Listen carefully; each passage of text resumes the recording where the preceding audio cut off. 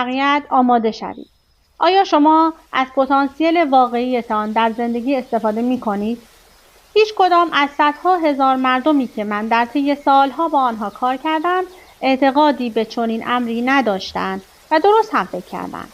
حتی کسانی که نخبه‌های تجارت هستند، ستارگان هالیوود و قهرمانان المپیک که در بالاترین سطح حرفه‌ای بازی می‌کنند، تنها بخشی از پتانسیل واقعی خود را نمایش می‌دهند، در حالی که می‌توانند خیلی بهتر از اینها باشند.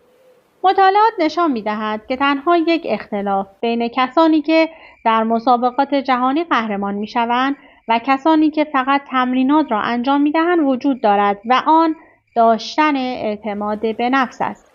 اعتماد به نفس فوری تنها یک کتاب نیست، بلکه سیستمی است که بر این اساس طراحی شده تا شما را به لبه‌های پرتگاه در هر جنبه‌ای